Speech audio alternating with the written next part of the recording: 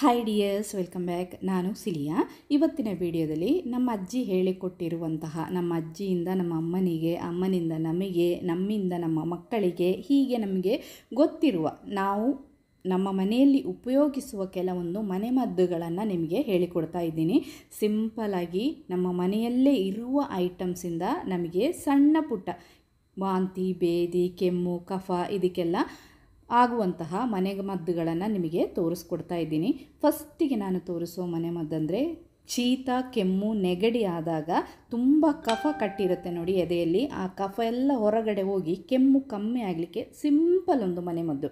ಒಂದು ಪಾತ್ರೆಗೆ ಸ್ವಲ್ಪ ಪ್ಯೂರ್ ಆಗಿರುವ ಅರಶಿನ ಹುಡಿಯನ್ನು ತಗೋಬೇಕು. ಅದಕ್ಕೆ ಅರ್ಧ ನಿಂಬೆಹಣ್ಣಿನ ರಸವನ್ನು ಹಿಂಡಿ ಇದಕ್ಕೆ 1 ಚಮಚ ಜೇನುತುಪ್ಪವನ್ನು ಸೇರಿಸಬೇಕು. ಮಕ್ಕಳಿಗಾದರೆ 1 ಚಮಚ ಜೇನುತುಪ್ಪ ಸೇರಿಸ್ಬೋದು, ದೊಡ್ಡವರಿಗಾದರೆ ಸ್ವಲ್ಪ ಕಮ್ಮಿ ಆದರೂ ಪರವಾಗಿಲ್ಲ. ಇನ್ನಿದನ್ನು ಚೆನ್ನಾಗಿ ಮಿಕ್ಸ್ ಮಾಡಿ ಬೆಳಿಗ್ಗೆ ಬರೀ ಹೊಟ್ಟೆಯಲ್ಲಿ ಇದನ್ನು ಕುಡಿಬೇಕು. ಕುಡಿದು ಸ್ವಲ್ಪ ಹೊತ್ತಾಗುವಾಗ ತುಂಬ ಕೆಮ್ಮು ಬರುತ್ತೆ. ಕೆಮ್ಮು ಬಂದು ನಮ್ಮದು ಹಳದಿ ಕಟ್ಟಿರುವ ಕಫ ಎಲ್ಲ ಹೊರಗಡೆ ಹೋಗಿ ಶೀತ, ಕೆಮ್ಮು ಕಮ್ಮಿ ಆಗ್ತದೆ. ಇಲ್ಲಿ ನೋಡಿ, ನನ್ನ ಮಗನಿಗೆ ತುಂಬ ಕೆಮ್ಮು, ಶೀತ, ನೆಗಡಿ ಆಗಿತ್ತು. ನಾನು ಇದೇ ಮದ್ದನ್ನು ಮಾಡಿಕೊಟ್ಟಿದ್ದು. ಯಾವುದೇ ಕಫ್ ಸಿರಪ್, ಟ್ಯಾಬ್ಲೆಟ್, ಡಾಕ್ಟರ್ ಹತ್ರ ಸಹ ಕರ್ಕೊಂಡು ಹೋಗಲಿಲ್ಲ. ಇದನ್ನು 2 ಹೊತ್ತು ಮಾಡಿಕೊಟ್ಟೆ, ಬೆಳಿಗ್ಗೆ ಬರೀ ಹೊಟ್ಟೆಯಲ್ಲಿ ಮತ್ತು ಸಂಜೆ. ಕಮ್ಮಿ ಆಯಿತು, 2 ದಿನದಲ್ಲಿ ಕಮ್ಮಿ ಆಯಿತು. ಮಕ್ಕಳಿಗೆ ಮತ್ತು ದೊಡ್ಡವರಿಗೆ ಸಹ ಇದನ್ನು ಸೇವಿಸಬಹುದು. ಎರಡನೇ ಮನೆಮದ್ದು ವಾಂತಿ, ಬೇದಿ, ಅಜೀರ್ಣ ಆದಾಗ ಈ ರೀತಿ ಸಿಂಪಲ್ ಒಂದು ಕಷಾಯವನ್ನು ಮಾಡಿ ಕುಡಿದು ನೋಡಿ. ಒಂದು ಸಾರಿ ಕುಡಿದ ತಕ್ಷಣ ನಮ್ಮದು ವಾಂತಿ, ಬೇದಿ, ಅಜೀರ್ಣ ಎಲ್ಲ ಗುಣ ಆಗುತ್ತೆ. ಬೇರೆ ಏನು ಬೇಡ. ನಮ್ಮೆಲ್ಲರ ಮನೆಯಲ್ಲಿರುವ ಓಮ ಕಾಳು ಮಾತ್ರ ಸಾಕು. 1 ಚಮಚ ಓಮ ಕಾಳನ್ನು ಒಂದು ಪಾತ್ರೆಗೆ ಹಾಕಿ ಇದನ್ನು ಉರಿಬೇಕು ನೋಡಿ.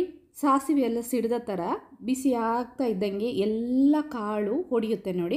ಹೊಡೆದು ಸ್ಲೋ ಫ್ಲೇಮಲ್ಲಿ ಇಟ್ಕೋಬೇಕು. ಸ್ವಲ್ಪ ಒಂದು ಬ್ರೌನ್ ಕಲರಿಗೆ ಬರುತ್ತೆ.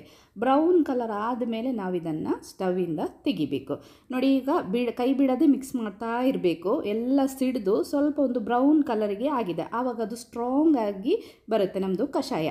ಇನ್ನು ಇದನ್ನು ಒಂದು ಸಾಸ್ ಪ್ಯಾನಿಗೆ ಹಾಕಿ 1.5 ಲೋಟ ನೀರನ್ನು ಅದಕ್ಕೆ ಸೇರಿಸಬೇಕು ನೋಡಿ. ಬಿಸಿ ಇರುವಾಗಲೇ ನಮಗೆ ಸಾಸ್ ಪ್ಯಾನಿಗೆ ಹಾಕಿ ಇದನ್ನು ಕುದಿಸ್ಬೋದು. ಸ್ವಲ್ಪ ತಣ್ಣಗಾದರೂ ಪರವಾಗಿಲ್ಲ.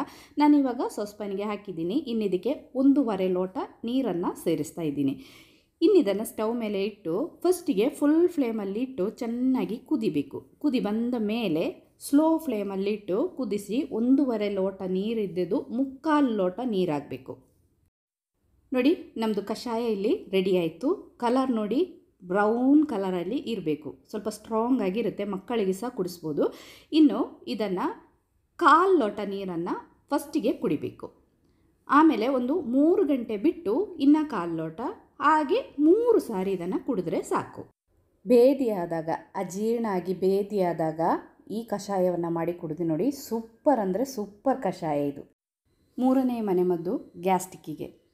ಬೇರೆ ಏನು ಬೇಡ. ನಮ್ಮೆಲ್ಲರ ಮನೆಯಲ್ಲಿ ಇರುವಂತಹ ಶುಂಠಿ ಮತ್ತು ಜೀರಿಗೆ ಮಾತ್ರ ಸಾಕು. ಸೂಪರಾಗಿರುವಂತಹ ಒಂದು ಕಷಾಯವನ್ನು ಮಾಡಿ ಕುಡಿದ್ರೆ ನಮ್ಮ ಹೊಟ್ಟೆಯಲ್ಲಿರುವ ಗ್ಯಾಸ್ಟ್ರಿಕ್ ಎಲ್ಲ ಹೊರಗಡೆ ಹೋಗುತ್ತೆ. ಸಣ್ಣ ಮಕ್ಕಳಿಂದ ಹಿಡಿದು ದೊಡ್ಡವರವರೆಗೆ ಏನು ತಿಂದರೂ ಗ್ಯಾಸ್ಟ್ರಿಕ್ ನೋಡಿ. ಆ ಥರ ಜಾಸ್ತಿ ಗ್ಯಾಸ್ಟ್ರಿಕ್ ಆದಾಗ 1 ತುಂಡು ಶುಂಠಿಯನ್ನು ತೆಗೆದು ಅದನ್ನು ಕ್ಲೀನ್ ಮಾಡಿ, ಅದರ ಸಿಪ್ಪೆಯನ್ನೆಲ್ಲ ತೆಗೆದು ಚೆನ್ನಾಗಿ ಅದನ್ನು ಕ್ಲೀನ್ ಮಾಡಿ ಒಂದು ಕುಟ್ಟುವ ಕಲ್ಲಿಗೆ ಹಾಕಿ ಇದೇ ರೀತಿ ಚೆನ್ನಾಗಿ ಶುಂಠಿಯನ್ನು ಜಜ್ಜಿ ಸೈಡಿಗೆ ಇಟ್ಕೊಳ್ಳಿ. ಇನ್ನೊಂದು ಪಾತ್ರೆಗೆ ಅರ್ಧ ಚಮಚ ಜೀರಿಗೆಯನ್ನು ತಗೋಬೇಕು. ಈ ಜೀರಿಗೆಯನ್ನು ನಾವು ಫ್ರೈ ಮಾಡಬೇಕು.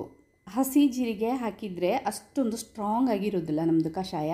ಇದೇ ರೀತಿ ಜೀರಿಗೆಯನ್ನು ಹುರಿದು ಕಷಾಯ ಮಾಡಿದರೆ ಬೇಗನೆ ಗ್ಯಾಸ್ಟ್ರಿಕ್ ಕಮ್ಮಿ ಆಗುತ್ತೆ. ಸ್ಟವ್ ಮೇಲೆ ಇಟ್ಟು ನೋಡಿ, ಇದನ್ನು ಉರಿಯುವಾಗಲೇ ನಮ್ಮದು ಸಾಸಿವೆ ಎಲ್ಲ ಸಿಡಿದ ಥರ ಜೀರಿಗೆ ಎಲ್ಲ ಸಿಡಿಯುತ್ತೆ. ಆಮೇಲೆ ಈ ಜೀರಿಗೆಯನ್ನು ತೆಗೆದು ನಾವೊಂದು ಸಾಸ್ ಪ್ಯಾನಿಗೆ ಹಾಕ್ಕೋಬೇಕು ನೋಡಿ. ನಾನಿವಾಗ ಒಂದು ಸಾಸ್ ಪ್ಯಾನಿಗೆ ನಾವು ಹುರಿದಿರುವ ಜೀರಿಗೆಯನ್ನು ಹಾಕ್ತಾಯಿದ್ದೀನಿ. ಅದರೊಟ್ಟಿಗೆ ನಾವು ಜಜ್ಜಿ ಸೈಡಿಗೆ ಫಸ್ಟಿಗೆ ಇಟ್ಟಿದ್ವಲ್ಲ 1 ತುಂಡು ಶುಂಠಿ. ನಿಮಗೆ ಜಾಸ್ತಿ ಕಷಾಯ ಬೇಕಂದರೆ ಇದರ ಕ್ವಾಂಟಿಟಿಯನ್ನು ಸ್ವಲ್ಪ ಜಾಸ್ತಿ ಮಾಡಿಕೊಳ್ಳಿ. ನಾನಿವಾಗ 1 ತುಂಡು ಶುಂಠಿ ಮತ್ತು ಅರ್ಧ ಚಮಚ ಜೀರಿಗೆ ತಗೊಂಡಿದ್ದೀನಿ. ಇದನ್ನೆಲ್ಲ ಒಟ್ಟಿಗೆ ಹಾಕಿ ಇನ್ನಿದಕ್ಕೆ 1 ಲೋಟ ನೀರನ್ನು ಸೇರಿಸಬೇಕು ನೋಡಿ. ಇದೇ ರೀತಿ 1 ಲೋಟ ನೀರನ್ನು ಸೇರಿಸಿದ್ದೀನಿ. ಇನ್ನು ಸ್ಟವ್ ಮೇಲೆ ಇಟ್ಟು ನಾವು ಇದನ್ನು ಕುದಿಸಬೇಕು. ಇದು ಸಹ ಫಸ್ಟಿಗೆ ಫುಲ್ ಫ್ಲೇಮಲ್ಲಿ ಇಟ್ಟು ಚೆನ್ನಾಗಿ ಕುದಿಸಬೇಕು. ಕುದಿ ಬರ್ತಾ ಇದ್ದಂಗೆ, ಚೆನ್ನಾಗಿ ಕುದೀತಾ ಇದ್ದಂಗೆ ಸ್ಲೋ ಫ್ಲೇಮಲ್ಲಿ ಇಟ್ಟು ಇದನ್ನು ಮುಚ್ಚಿ ಸ್ವಲ್ಪ ಹೊತ್ತು ಕುದಿಸಿ 1 ಲೋಟ ನೀರಿದ್ದಿದ್ದು 1/4 ಲೋಟದಷ್ಟು ನೀರಾಗಬೇಕು ನೋಡಿ. ನಮ್ಮದು ಕಷಾಯ ಇಲ್ಲಿ ರೆಡಿ ಆಯಿತು. ಜೀರಿಗೆ ಮತ್ತು ಶುಂಠಿ ಕಲರ್ ನೋಡಿ ಎಷ್ಟು ತುಂಬ ಸ್ಮೆಲ್ಲು ಕೂಡ ತುಂಬ ಚೆನ್ನಾಗಿದೆ. ಈ ಕಷಾಯವನ್ನು ನಮ್ಗೆ ಕುಡಿದ ತಕ್ಷಣ ಗ್ಯಾಸ್ಟ್ರಿಕ್ ಕಮ್ಮಿ ಆಗುತ್ತೆ. ಮಕ್ಕಳಿಗೆ ಕೊಡುವಾಗ ಇದಕ್ಕೆ ಸ್ವಲ್ಪ ಜೇನುತುಪ್ಪ ಅಥವಾ ಕಲ್ಲು ಸಕ್ಕರೆಯನ್ನು ಮಿಕ್ಸ್ ಮಾಡಿ ಕೊಟ್ಟರೆ ಒಳ್ಳೆಯದು. ದೊಡ್ಡವರಿಗೆ ಪರವಾಗಿಲ್ಲ, ಹಾಗೆ ಕುಡಿಬೋದು.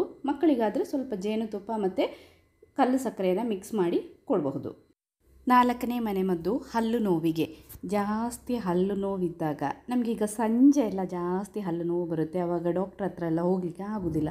ಆವಾಗ ಒಂದು ಲವಂಗವನ್ನು ತೆಗೆದು ಜಜ್ಜಿ ಈ ಲವಂಗವನ್ನು ನೋವಿರುವ ಹಲ್ಲಲ್ಲಿ ಇಟ್ಟು ಕಚ್ಚಿ ಒಂದು 10 ನಿಮಿಷ ಇಟ್ಕೊಂಡ್ರೆ ಹಲ್ಲು ನೋವು ಕಮ್ಮಿ ಆಗುತ್ತೆ.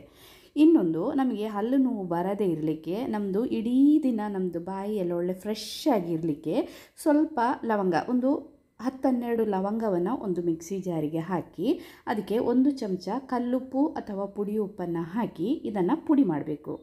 ನೈಸಾಗಿ ಪುಡಿ ಮಾಡಿ ಒಂದು ಡಬ್ಬಿಯಲ್ಲಿ ಹಾಕಿ ನಾವು ಬ್ರಷ್ ಮಾಡುವ ಜಾಗದಲ್ಲಿ ಇಟ್ಕೊಂಡು ಡೈಲಿ ನಾವು ಬ್ರಷ್ ಮಾಡುವಾಗ ಯಾವ ಟೂತ್ಪೇಸ್ಟ್ ನಾವು ಡೈಲಿ ಯೂಸ್ ಮಾಡ್ತೀವೋ ಅದೇ ಟೂತ್ಪೇಸ್ಟ್ ಜೊತೆಯಲ್ಲಿ ಸ್ವಲ್ಪ ಈ ಪುಡಿಯನ್ನು ಸಹ ಹಾಕಿ ನಾವು ಹಲ್ಲುಜ್ಜಿದ್ರೆ ಬಾಯಿ ಒಳ್ಳೆ ಫ್ರೆಶ್ ಆಗಿರುತ್ತೆ ಇಡೀ ದಿನ.